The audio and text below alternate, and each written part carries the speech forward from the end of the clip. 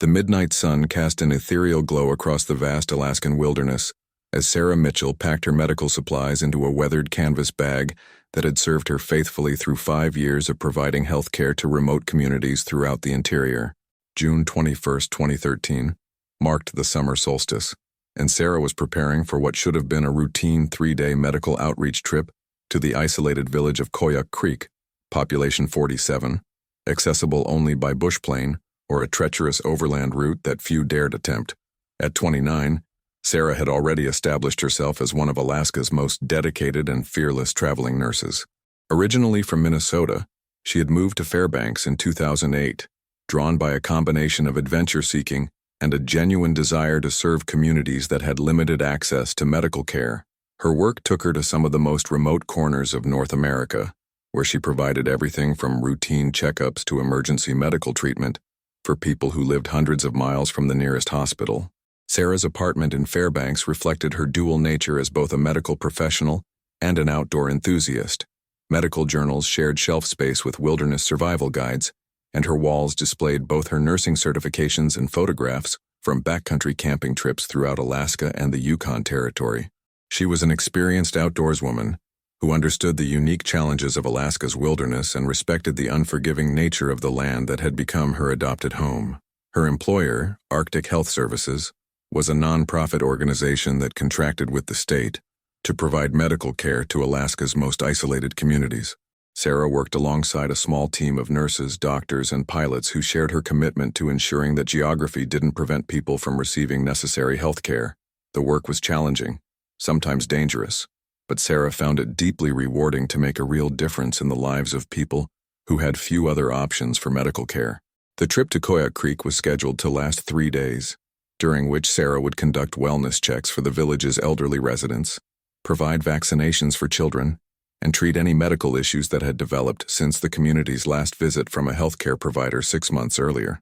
The village was located along the Koyuk River, about 180 miles northwest of Fairbanks, in an area where the boreal forest gradually gave way to tundra landscape. Sarah's transportation was arranged through Arctic Air Services, a small charter company that specialized in serving remote communities throughout interior Alaska. The pilot assigned to her trip was Tom Kowalski, a 62-year-old veteran bush pilot who had been flying in Alaska for over 30 years.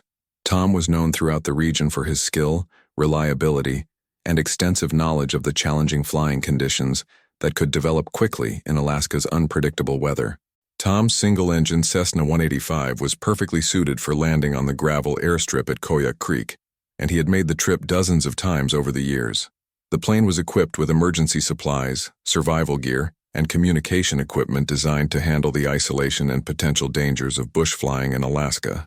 Sarah's preparation for the trip was thorough and professional, reflecting both her medical training and her experience with Alaska's wilderness conditions. Her medical supplies were carefully organized and secured, and she carried additional gear including cold weather clothing, emergency food, water purification equipment, and a satellite communicator for areas beyond cell phone coverage. On the morning of June 21st, Sarah arrived at the small airfield outside Fairbanks where Tom was conducting his pre-flight inspection of the Cessna. The weather forecast called for clear conditions with light winds, ideal flying weather for a trip to Koyuk Creek. Sarah was in excellent spirits, looking forward to seeing patients she had treated during previous visits and catching up with the village nurse, Mary Tungyan, who had become a close friend over the years. Tom completed his inspection and loaded Sarah's supplies into the plane's cargo compartment. They departed Fairbanks at 9:30 a.m., with an estimated flight time of 2 hours and 15 minutes to Koyuk Creek. The route would take them northwest over the boreal forest, following the Yukon River for part of the journey before turning north toward the village. The flight proceeded normally for the first hour and a half, with Tom maintaining radio contact with air traffic control in Fairbanks and providing regular position reports.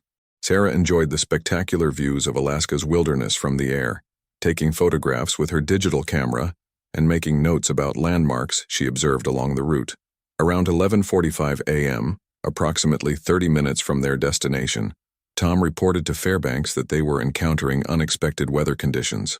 A localized storm system had developed rapidly, bringing heavy rain, strong winds, and reduced visibility that made continuing to Koyuk Creek potentially dangerous. Tom's last radio transmission, received at 11:52 a.m., indicated that he was diverting to an alternate landing site to wait out the weather. He reported that they were approximately 15 miles southeast of Koyak Creek and that he could see a suitable landing area near what appeared to be an abandoned mining operation. The transmission was broken and difficult to understand due to atmospheric interference, but air traffic control confirmed receiving the general location information. When Tom failed to make his scheduled check-in call at 12:30 p.m., Fairbanks began attempting to re-establish radio contact. After an hour without response, Alaska Rescue Coordination Center was notified, and preparations began for a search and rescue operation that would commence if the aircraft remained missing after the weather cleared. The storm system that had forced Tom to divert was more severe and long-lasting than initial forecasts had predicted. Heavy rain, high winds, and low visibility persisted throughout the afternoon and into the evening, making it impossible for search aircraft to safely operate in the area where Tom had reported his last position. Search operations began at first light on June 22nd, with multiple aircraft and ground teams converging on the area where Tom had indicated he was planning to land. The search was complicated by the vast and difficult terrain, which included dense forest, numerous small lakes and rivers, and several abandoned mining sites that had been created during Alaska's gold rush era. Within hours of beginning the search, rescuers spotted the wreckage of Tom's Cessna 185 in a small clearing near the remnants of what had once been a placer mining operation. The aircraft had apparently made a hard landing in challenging conditions, and the impact had caused significant damage to both the fuselage and wings. Tom Kowalski was found still in the pilot's seat, deceased from injuries sustained during the crash landing. The investigation later determined that he had done everything possible to minimize the impact and protect his passenger, successfully avoiding trees and large obstacles, despite the poor visibility and difficult weather conditions. The most puzzling aspect of the crash scene was that Sarah Mitchell was nowhere to be found. Her medical bag was still secured in the cargo compartment, and her cold weather gear remained in the plane, but there was no sign of Sarah herself. A thorough search of the immediate crash area revealed no footprints, blood, or other evidence that would indicate what had happened to her. Alaska State Troopers were called to investigate the crash site and Sarah's disappearance. Trooper Sergeant Michael Chen was a 20-year veteran who specialized in aviation accidents and wilderness search and rescue operations. Chen was familiar with the challenges of investigating incidents in Alaska's remote areas and understood the various factors that could complicate rescue operations. Sergeant Chen's initial assessment of the crash site suggested that Sarah had survived the impact and had left the aircraft under her own power. The passenger door was found open, and Sarah's seatbelt had been unfastened, indicating that she had been conscious and mobile immediately after the crash. But her decision to leave the aircraft without taking survival gear or medical supplies was puzzling to investigators. The search for Sarah expanded to cover a wide area around the crash site, with teams using helicopters, fixed-wing aircraft, and ground personnel to scan the dense forest and numerous waterways that characterized the region. Search dogs were brought in to try to track Sarah's scent from the crash site, but heavy rains had washed away most scent trails. After a week of intensive searching, involving dozens of personnel and multiple agencies, no trace of Sarah had been found beyond the crash site itself. The operation was expanded to include volunteers from local communities, experienced trappers and hunters who knew the area intimately, and even psychics who claimed to have insights into Sarah's whereabouts. Dr. Amanda Rivers, Sarah's supervisor at Arctic Health Services, flew to the search area to assist with the operation and to provide insights into Sarah's personality and likely behavior in a survival situation. Dr. Rivers emphasized that Sarah was an experienced outdoorswoman who understood wilderness survival principles, but she also noted that Sarah would be operating without proper gear or supplies if she had indeed left the crash site voluntarily. The search was complicated by the terrain and weather conditions that characterized the area. Dense spruce forest limited visibility from aircraft, and numerous streams and boggy areas made ground travel difficult and dangerous. The region was also home to brown bears, wolves, and other wildlife that could pose threats to both searchers and a potential survivor. As days passed without any sign of Sarah, theories about her fate began to proliferate among the search teams and the broader Alaska community. Some believed she had become lost in the dense forest and had succumbed to exposure or injury. Others theorized that she might have been attacked by wildlife while attempting to walk out of the wilderness. A more optimistic theory suggested that Sarah might have been found and cared for by local subsistence hunters or native Alaskans who lived off the land in the region. This theory led to extensive outreach to native communities throughout the area, but no one reported having encountered Sarah or knowing anything about her whereabouts. After 3 weeks of searching, the official operation was scaled back to periodic sweeps by smaller teams, though the case remained active and investigators continued to follow up on any tips or potential sightings. Sarah's family, including her parents in Minnesota and her sister in Seattle, arrived in Alaska to participate in the search efforts and to appeal for continued public assistance in finding her. Sarah's disappearance became one of Alaska's most perplexing missing person cases, generating extensive media coverage and inspiring numerous amateur investigators to propose theories about what might have happened to her. The combination of her medical background, her wilderness experience, and the mysterious circumstances of her disappearance captured public attention throughout Alaska and beyond. Her colleagues at Arctic Health Services struggled to understand how someone with Sarah's experience and training could simply vanish without a trace. They organized fundraising efforts to support continued search operations and established a memorial fund to continue Sarah's work of providing medical care to remote communities. As months passed without any new developments, the case gradually faded from public attention, though it remained active in the Alaska State Troopers' missing persons files. Sergeant Chen continued to investigate occasional tips and reports, but none led to significant developments in understanding what had happened to Sarah after she left the crash site. The anniversary of Sarah's disappearance brought renewed media attention and additional search efforts organized by volunteer groups, but these operations yielded no new evidence. Family and friends held memorial services in both Alaska and Minnesota, celebrating Sarah's life and her commitment to serving others while maintaining hope that she might someday be found alive. Years passed with periodic reports of possible sightings or discoveries of items that might be connected to Sarah's case, but none of these leads proved to be significant. Her family never stopped searching and continued to visit Alaska regularly to follow up on potential clues and to maintain pressure on law enforcement to keep the case active. In 2018, 5 years after Sarah's disappearance, her case was featured on several national television shows that specialized in unsolved mysteries. The exposure generated hundreds of tips from viewers across the country, but investigation of these tips failed to produce any breakthrough information about what had happened to her. The remote area where Sarah had disappeared remained largely unchanged over the years, with only occasional visits from hunters, trappers, and researchers who worked in Alaska's interior regions. The crashed Cessna had been removed shortly after the accident investigation was completed, leaving little physical evidence of the tragedy that had occurred there.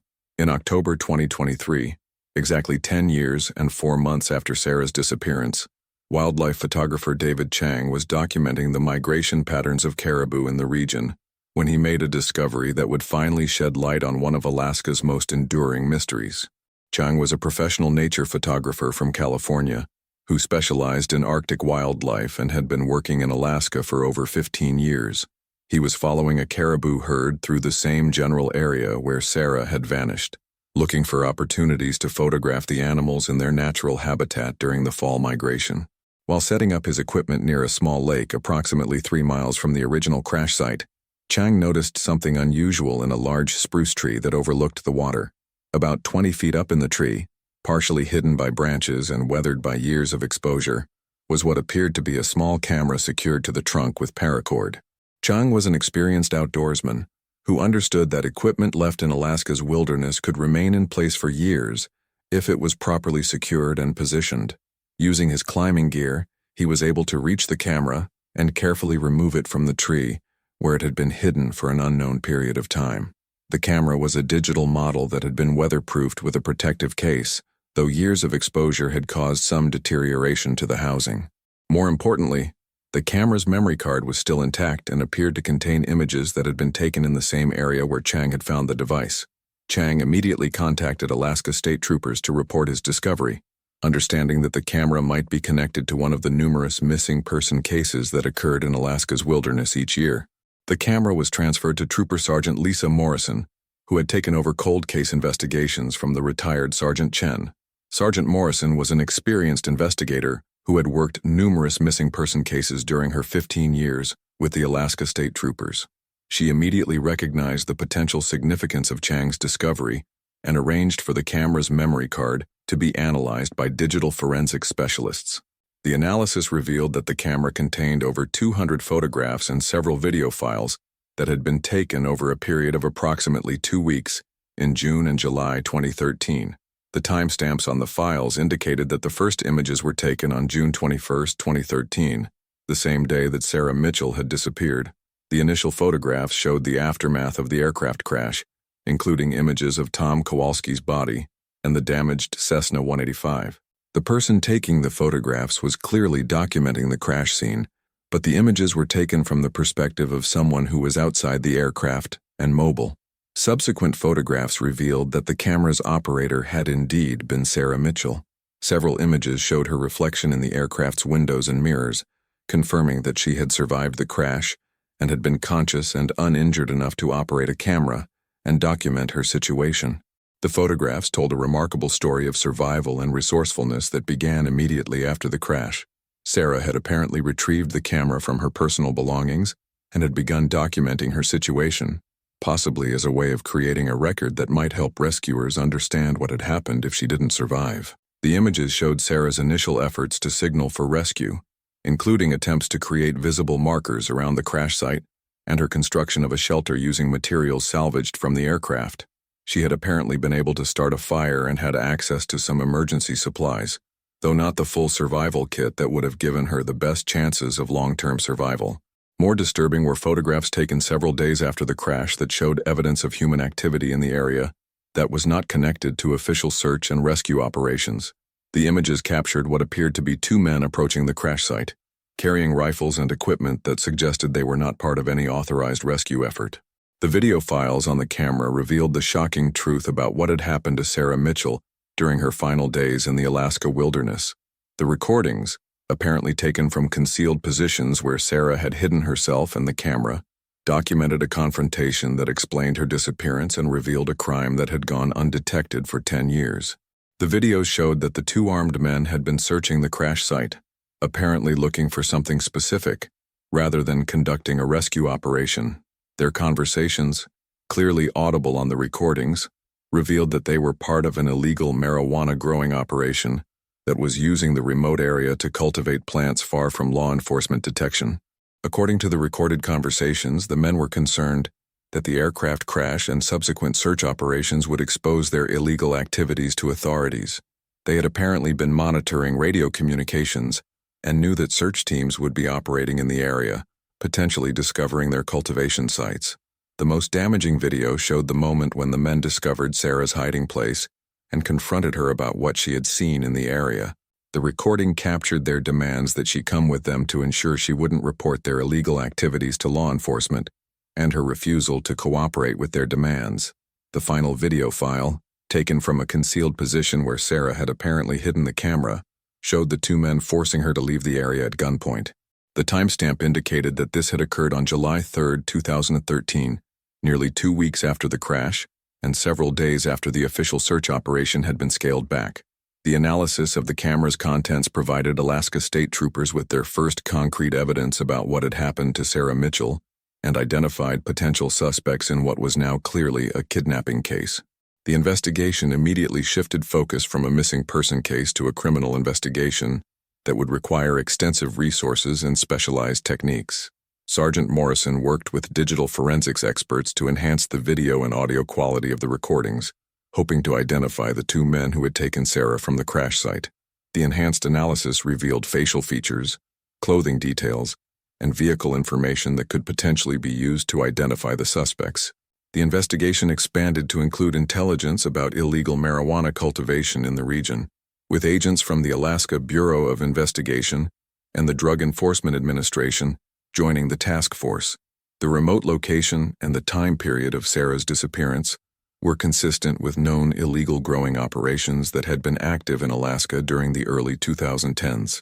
Within weeks of analyzing the camera's contents, investigators had identified the 2 suspects as Raymond Ray Peterson and Michael Torres, both residents of the Fairbanks area, with extensive criminal histories including drug trafficking, weapons violations, and assault charges. Both men had been known to law enforcement for their involvement in illegal marijuana cultivation in remote areas of Alaska. Peterson and Torres were arrested simultaneously in coordinated raids on their respective homes, where investigators found evidence linking them to the illegal growing operation and to Sarah's kidnapping. The evidence included weapons that matched those seen in Sarah's videos, camping and survival gear consistent with extended stays in remote areas, and communications equipment that had been used to monitor law enforcement radio traffic. Both men initially denied any involvement in Sarah's disappearance, but when confronted with the video evidence from her camera, Peterson eventually agreed to cooperate with investigators in exchange for a plea agreement. His confession revealed the full extent of what had happened to Sarah during her final weeks of life. According to Peterson's account, he and Torres had been operating a large-scale marijuana growing operation in the remote area for several years, using the isolation and difficult access to avoid detection by law enforcement. The operation included multiple cultivation sites spread across several square miles of wilderness, connected by hidden trails and supplied through careful planning and coordination. When Tom Kowalski's aircraft crashed near one of their cultivation sites, Peterson and Torres initially planned to simply monitor the situation and ensure that search operations didn't discover their illegal activities. They had been tracking radio communications and knew that rescuers were searching for survivors, but they also knew that the search would eventually be called off. Peterson's confession revealed that Sarah had unknowingly photographed one of their marijuana cultivation sites during her documentation of the crash aftermath. When they discovered her presence and realized she had photographic evidence of their operation, they made the decision to take her captive rather than risk exposure of their criminal enterprise. The confession detailed how Peterson and Torres had held Sarah at a remote cabin they used as a base of operations for their growing activities. They had initially planned to keep her captive only until the search operations ended and they could safely relocate their cultivation sites. But Sarah had attempted to escape multiple times and had threatened to expose their activities if released. According to Peterson, Sarah had died accidentally during one of her escape attempts, when she had fallen and suffered fatal injuries while trying to flee from the remote cabin where she was being held. Peterson claimed that they had not intended to harm her, and that her death had been the result of the dangerous conditions and her desperate attempts to escape. Peterson's confession led investigators to the location where Sarah's remains had been buried, in a remote area approximately 15 miles from the original crash site. Recovery teams were able to locate and retrieve her remains, finally providing her family with the closure they had sought for over 10 years. The investigation revealed the full scope of the illegal operation that had cost Sarah her life. Peterson and Torres had been part of a larger criminal organization that operated multiple marijuana cultivation sites throughout Alaska's remote areas, using the state's vast wilderness and limited law enforcement presence to avoid detection. Sarah's camera had not only documented her own fate but had also provided law enforcement with evidence that led to the dismantling of the entire criminal organization.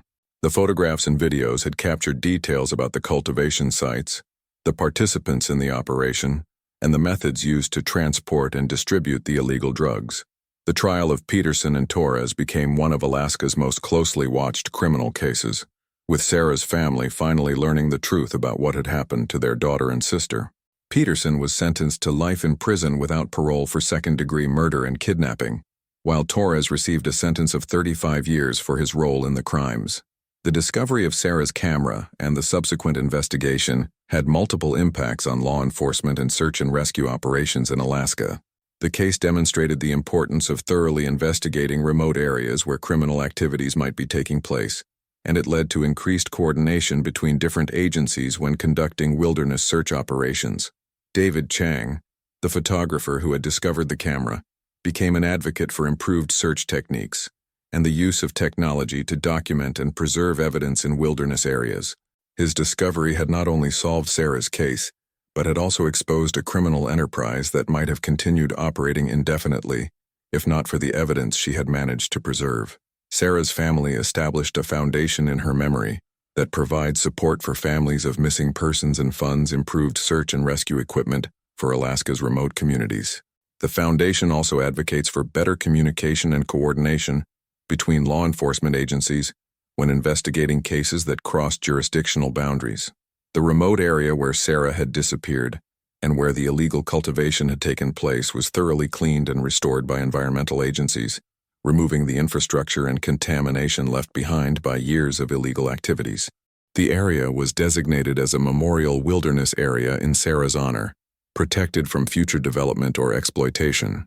For the Alaska medical community, Sarah's case became a reminder of the dangers faced by healthcare providers who serve remote communities and the importance of safety protocols for traveling medical personnel. Arctic Health Services implemented new communication and tracking procedures to better monitor the safety of their staff members working in isolated areas.